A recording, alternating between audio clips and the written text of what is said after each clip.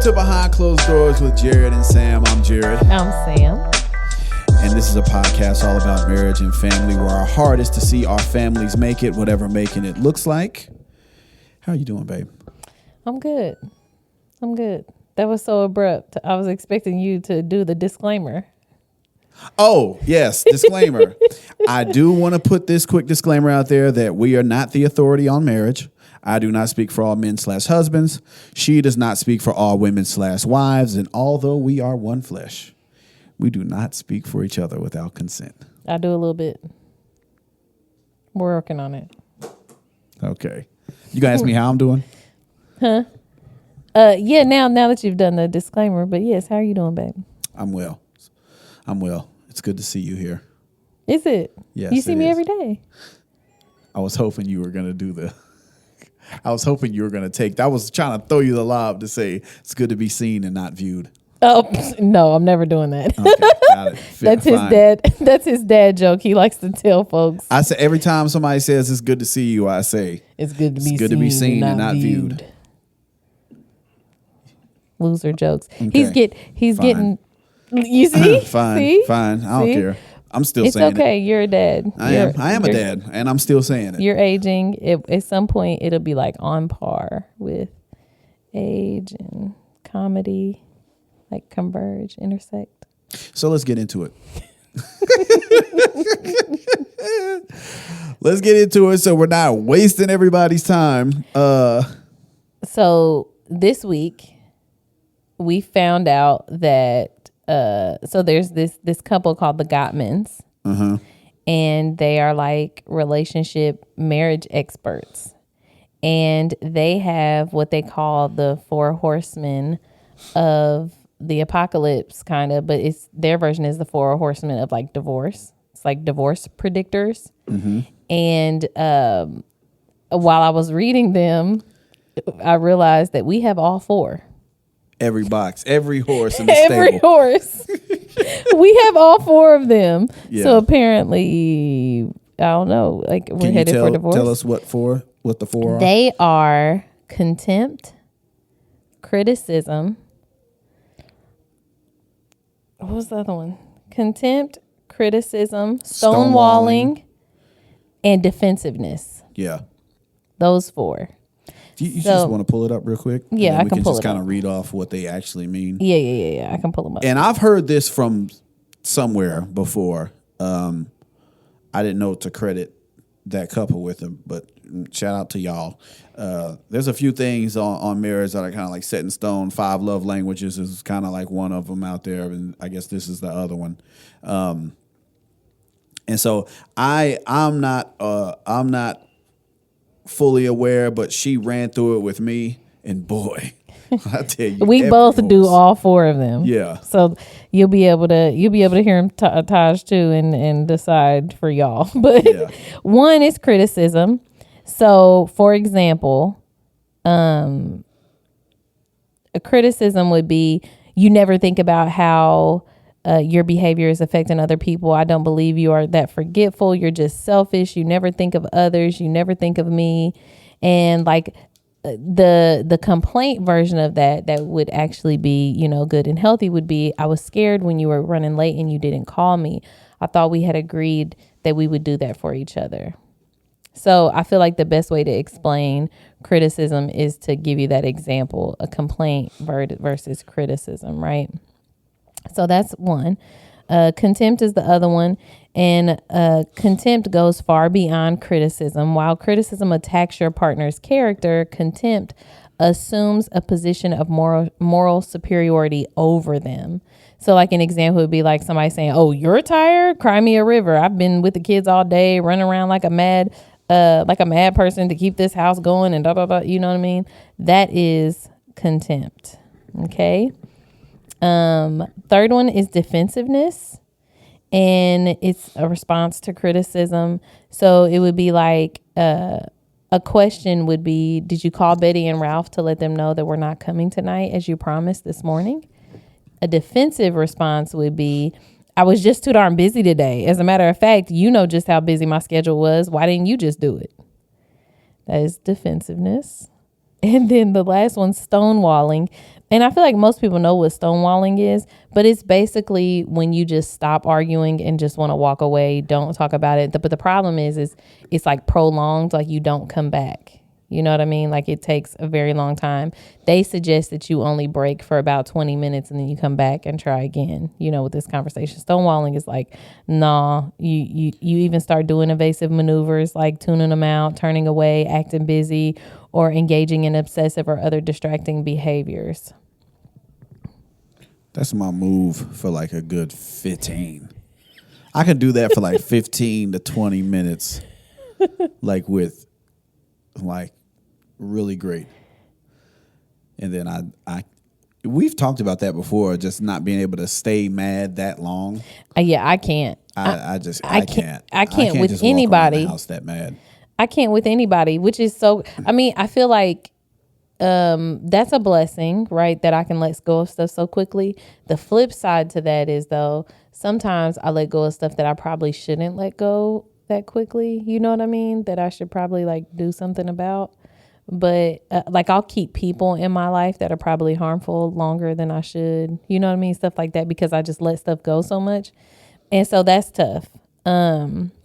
But yeah, so I'm sharing this stuff with Jared and I'm like, Jared, yo, these 4 horsemen, we have all 4 of them. Both of us do all 4 of these. And we're talking about this in the car, okay, on the way to the grocery store. And the grocery store from our last episode is Jared's favorite place to be with me. I'm being sarcastic. So we get out of the car at the grocery store. Now I've just outlined these 4. I'm bringing this up again, on purpose.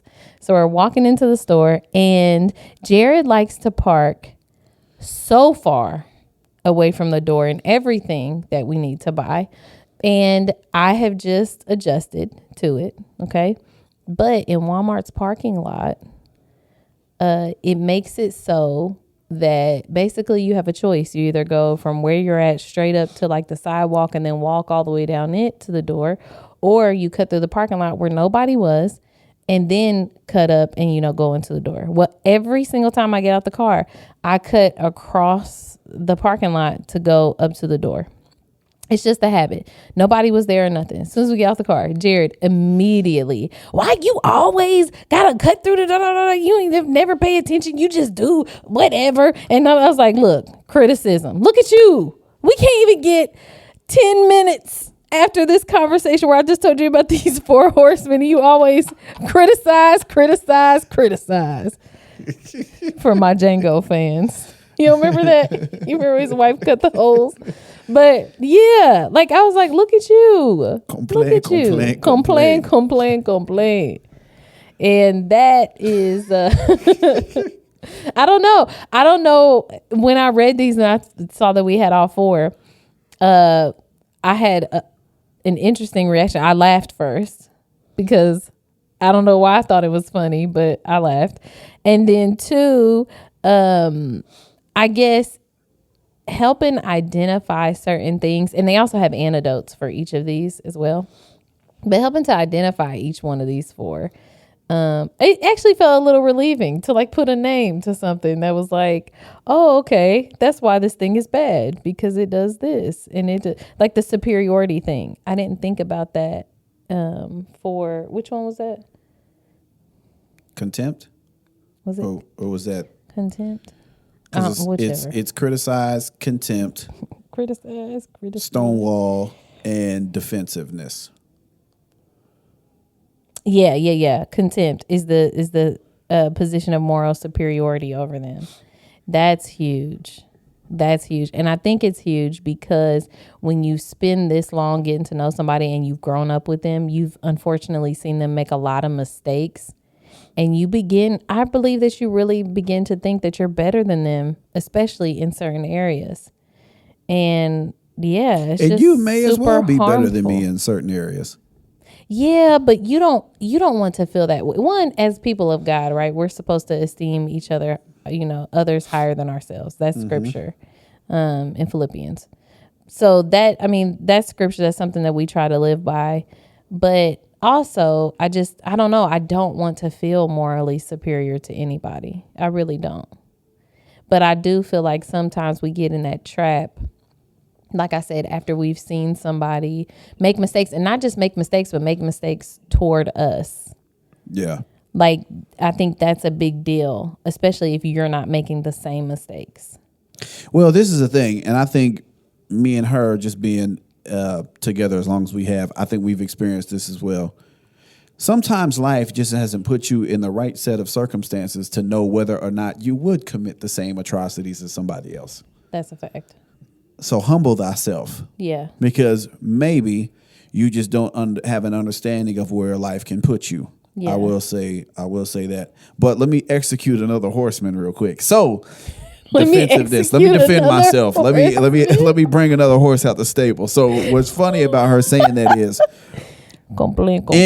in wanting to love and protect my woman, my queen, right? When we walk out of the car, I go and open her door. And I like to keep her on the inside away from traffic. Do you do this as well?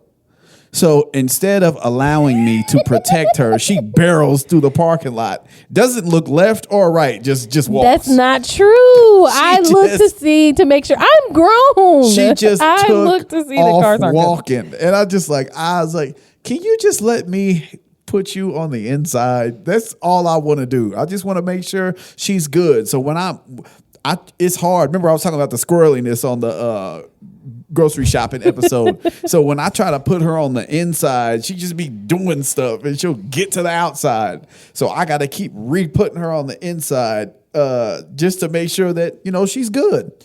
So because I know sometimes too, other people ain't thoughtful in the store. People ain't thoughtful in the parking lot. And I'll be danged if somebody hit my woman. But that's where you I'll be danged if stand on somebody the shoulder my outside woman. and protect me You ain't about to shoulder my woman. You ain't about to hit my woman with your cart. You ain't about to hit my woman with your car.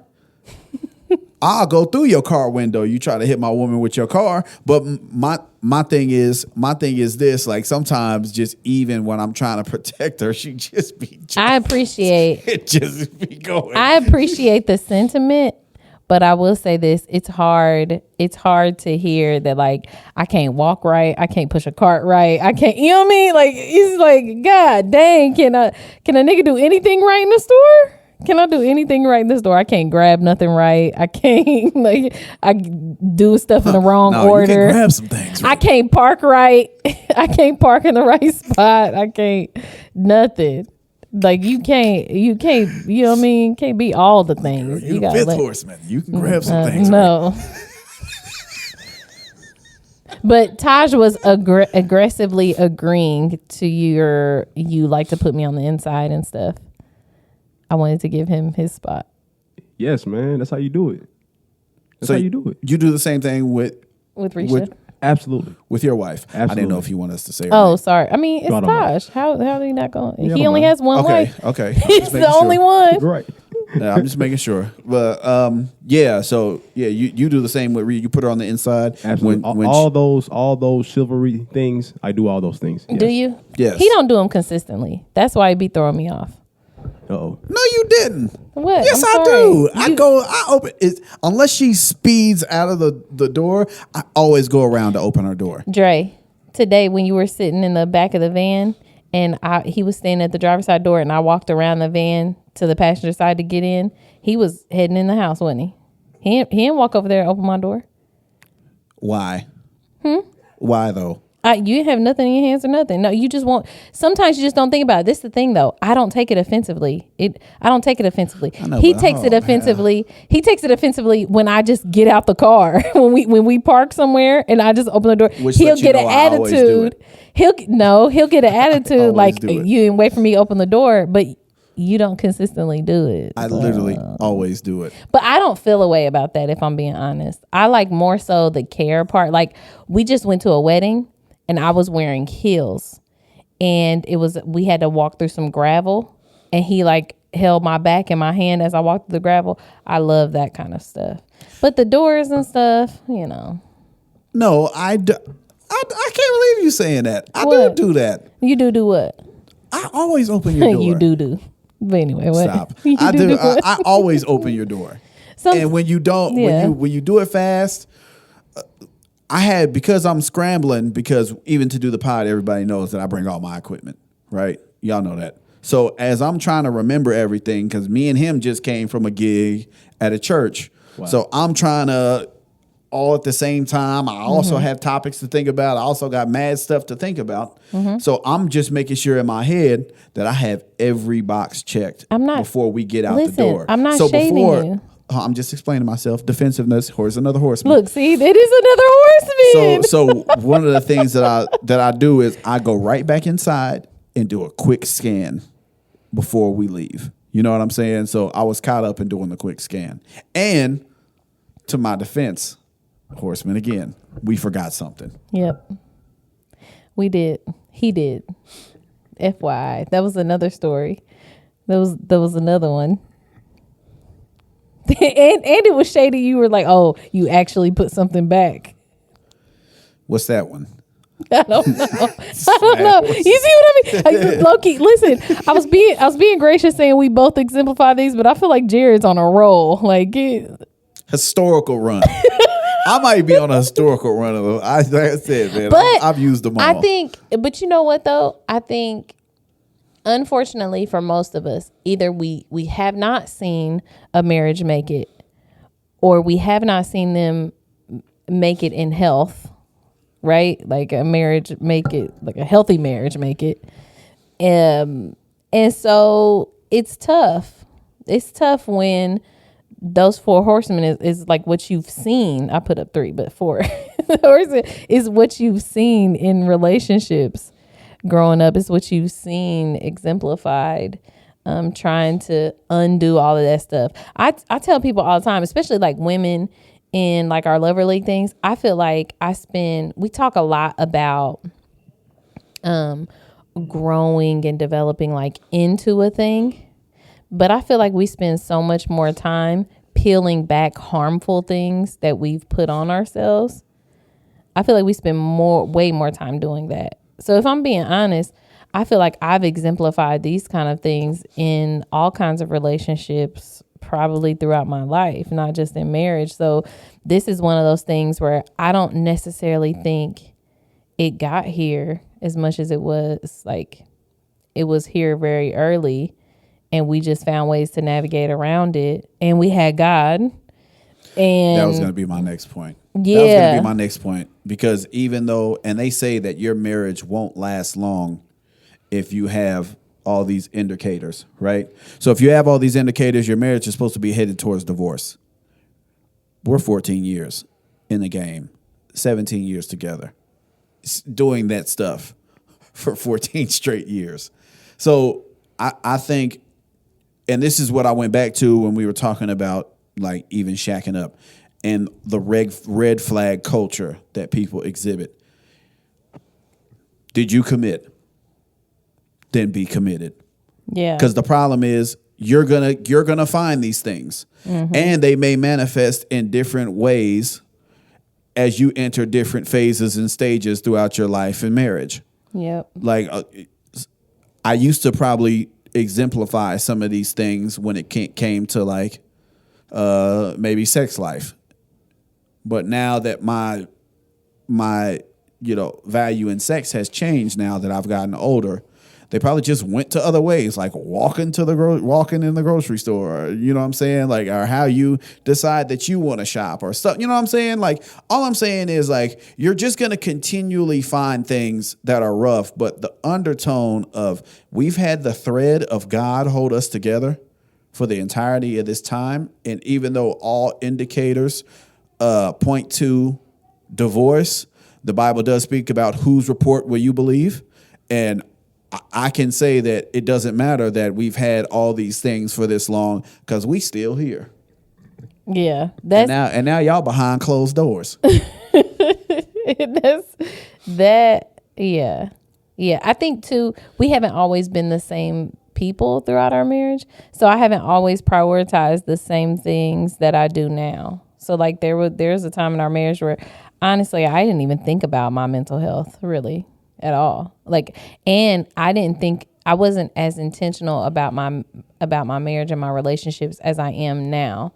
So I didn't think about actively making sure my words and my posture and all of that was not offending or doing more harm to him. I didn't think of it that way. When I was young, it was about being right. Like, let's be real. When we're young, it's just about who's right and who's wrong. And the one that's wrong needs to shut up. And the one that's right needs to be in the rightness glory. You know, like, that's it. But as I got older, he has a family friend who wrote a book that says it's better to be righteous than right. Yep. And I feel like as I get older, that just sinks in deeper and deeper and deeper, because it's not about who's right or who's wrong. If you're fussing and your marriage is suffering, we're continuing, to give our kids that image that we saw, that we don't want to continue to perpetuate. And so that's the thing too. I think as we have become more intentional and have been able to be educated in a way to identify these things, we're in a better position to actually do something about them. Well said. But you were just talking about the valuing different things now than we have before.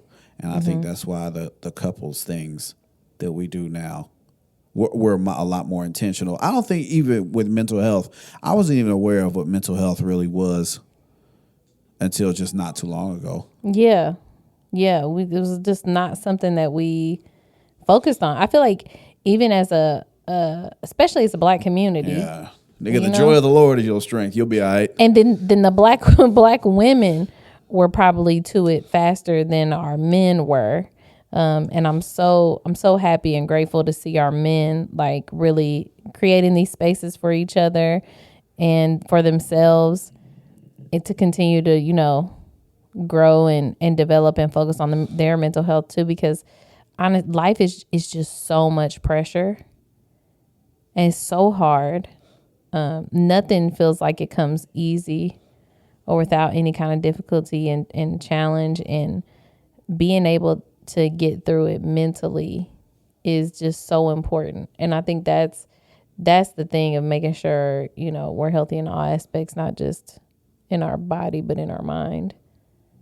So how are we? Why are you like, you just be sitting there, letting me go, and I'll just go because how are we? I feel like, well, I was trying to segue us to the. I know, but that was a terrible segue because that's not what couples things are. But I will say this. I thought that's how we got to like walks, and we were going to talk about walks. I was going to say during this process of, Jared has highlighted before that we're working on the friendship part of our marriage and stuff. And during this process, we've started doing things. So some things we've done all along, they just provide a little comic relief to life. And then some things are new, like our walks, our after dinner walks. That's new. Yeah. That's new and necessary. And we're still ironing out, even executing those greatly. Yeah. It's not great. It's not consistent. We're doing it a few times a week, though, at least. Well, I wasn't even talking about the number of times we do it. I was more so talking about the time we're having doing it. Oh, yeah. We're not executing great because just not too long ago, I stormed out and did a walk by myself. Samantha needed a walk. Mm-hmm. With some stonewalling going on. Yep, there's one of my horsemen. Just pulling one of my horses out of the stable. This is one of my horsemen. Left me right in the crib. I sure did. And and you know what? And it didn't help. I was just mad the whole time. I'm not one of those people that, this is what's funny about stonewalling, is I'll do it, but when I go out or I'm somewhere, giving him silent treatment or something, it's not. I hate it. I like talking through things. It drives me insane, and I still do it. Why? I don't know. I guess maybe it's a thought of like trying to punish you, but I feel think about this though, ladies. Punishing your husband by not talking to him. That's not punishment to him. It's not. Hello? What'd you say? Do you feel like it'd be punishment, Taj, if your wife didn't talk to you for a while? Yeah, right? Yeah. Hello? Yeah. Okay. Yeah. They are all walking on thin ice because they lying through their teeth. Is this behind closed doors or in front? You always asking me, is this behind closed doors? They don't want us to talk to them. They What? don't. But Sam, in all honesty, I do feel the same. I don't get, if we get into it, I don't enjoy the time apart, Yeah. even though I know it's necessary. Yeah, me either. I don't. A quick story, real quick.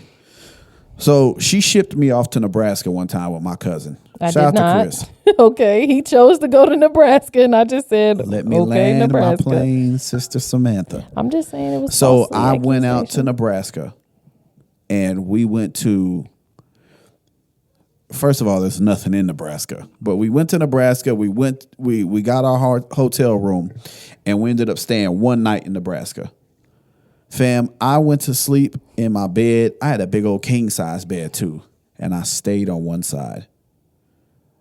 Like I slept on one side of the bed, the side that I would usually sleep on at my bed at home. Her whole side just stayed made, and I was in. Doug, I missed my baby in my bed. I missed my woman in my bed, man. I did not like being out there by myself. I didn't. That was rough for me. That was rough. It was so rough, I didn't even roll over. Like, I didn't enjoy the bed like I could. She has put me on the edge of the bed. The kids have put me on the edge of the bed. And you would think that I go in here and I'm sprawling out. Did not sprawl out. Stayed on that thin little slice of the bed, bro. I've been domesticated, man. But I love being in bed with my woman. I don't enjoy not being in the bed with her. We were talking about talking. But that's what I'm saying, though. All the things we think we'd enjoy, the time apart. That's what I was getting to. The time apart. That us not. Well, being, when we're beefing though, we weren't beefing either. So that's it don't the matter thing. even if we're beefing. I don't enjoy like. It's Matter of different. fact, can I tell the story What's about funny what that same? It was like right after that. What? Remember, you slept in the chair. Just like a couple weeks ago. Yeah, so she got mad and she ended up sleeping in the chair in our room. So we Now had a chair in our room. that was real punishment, okay? Because what did he just say? He likes for me to be in the bed. However, I slept like a baby that night. I was tired, so we're just in a different phase of my life, and I got a little old job now. I ain't the entrepreneur that I used to be. I have a job where I gotta clock in and clock out, and dog, trying to do that and all this stuff on top of it. Me and Dre still ain't been in the studio since I started this new job, and I'm tired. You didn't do a Saturday session? I thought y'all did. We haven't done one session since I started. Oh, wow. Damo canceled, man. Shout out to Damo, but he canceled on us. And then he said Oh, okay. yeah, he was doing stuff with his wife.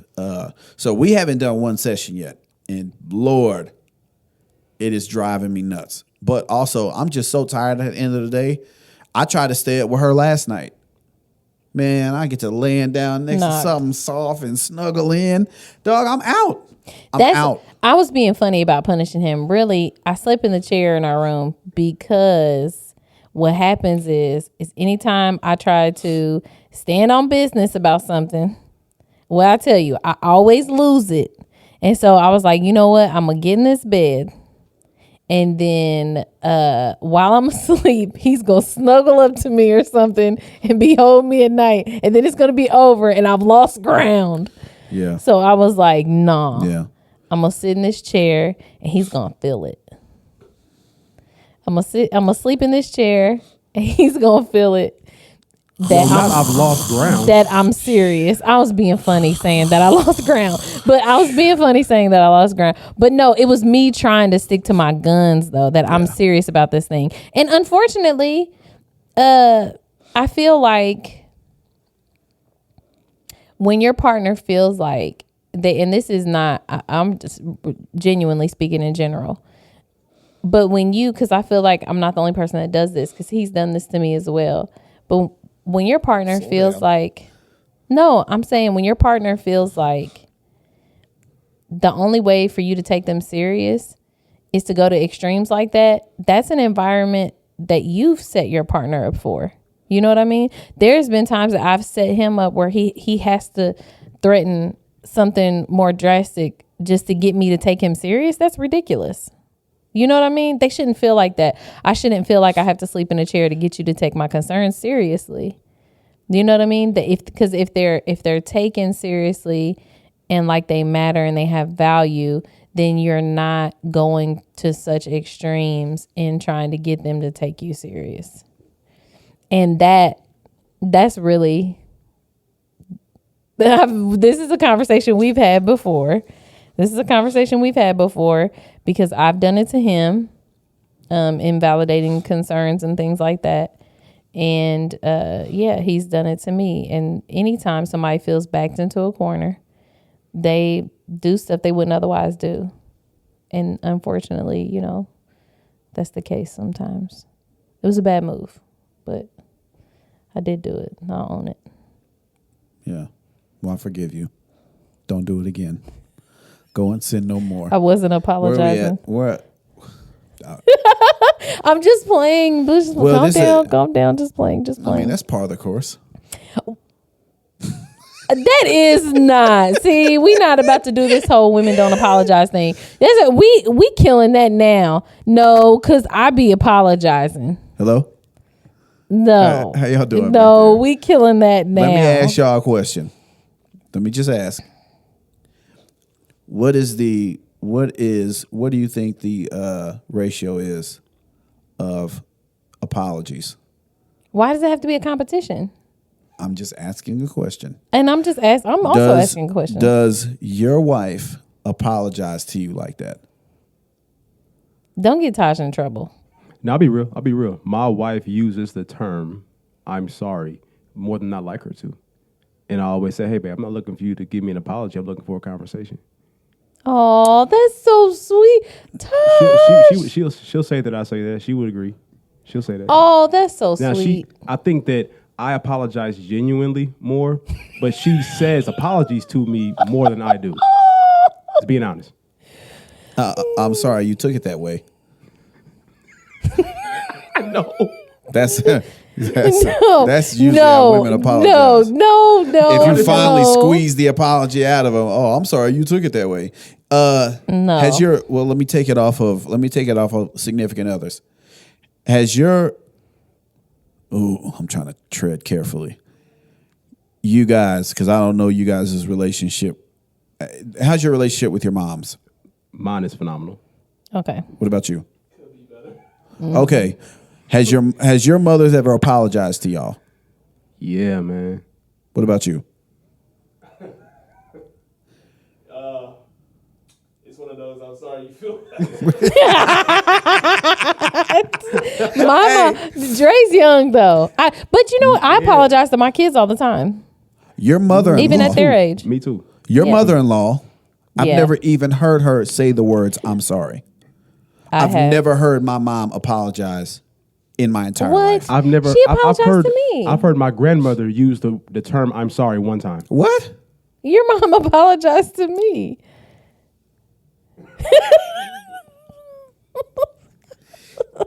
That's crazy. His mom, just FYI, I know y'all don't know this, but his mom has loved me from day one. No, see, hold on. She used to, but when we were just dating, she used to be like, "When's Sam coming over?" And I'd call her Mommy Gina. Love her, and she loves me back. Mm-hmm. Keep talking. We don't call her. Keep talking. That's not who I'm calling. Oh, who you calling? I'm calling Noah. His brother, Lord I'm calling Jesus. my brother. Right now during the podcast? Man, yes. Why? Because I'm floored. I'm blown away. Did she apologize to me? Can you hear that, Dre? Yes, because I've never heard her say the words "I'm sorry" before in my life. What? And I'm about to ask Noah if he has. What's good, bro? Hey, real quick, bro. I'm on the pod, and I'm currently recording with Samantha. Okay. Have you ever heard Mom apologize before? I can't think of anything, so I'm gonna just say no. Yeah. I've never even heard mom say the words, I'm sorry. Yeah, no, I haven't either. There you go. And you know what Samantha told me just now? What? Oh, she's apologized to me before. She has. Mom apologized to Sam? Yes. Do you hear the surprise in his voice? Yes. I'm not. Honestly, I'm not going to tell anybody. Well, I'll tell y'all the story off mic. I'm not going to tell it on air. But, Okay. But she apologized. Interesting. See, there you go. All right, bro. I didn't want nothing else. That is it. All right, bro. Yep. Yep. I mean, it ain't my fault. Maybe y'all are just terrible kids. I'm just playing. Dog. No. I'm just playing. I apologize to my sons all the time, though. As a matter of fact, we both do. Even if we don't do anything to them, if we do something in front of them, we apologize. Yeah. I apologize Yep. for giving them a terrible example. Same. Yes. Yep. 1,000%. Yeah. I've had to do a lot of apologizing to our sons. So again, just having kids young, doing all of this stuff young, you make a lot of mistakes. I tease our oldest son saying he's our test baby because we go through everything first with him. And we have all boys, and they're all very different. So it's all different experiences anyway. But it is funny telling him that. But also on the flip side, like he's going through everything for the first time, but we're going through everything for the first time with him. Yeah. So it is a unique experience, and we've made a lot of mistakes. But one thing that I've tried to commit to is not making mistakes, but making sure that we acknowledge them and let them know that these are mistakes. This isn't how it should be or how it should go. And I think that's what's important. Like I don't try to go out of my way to not let my kids see me have certain emotions or difficult conversations or even arguments sometimes.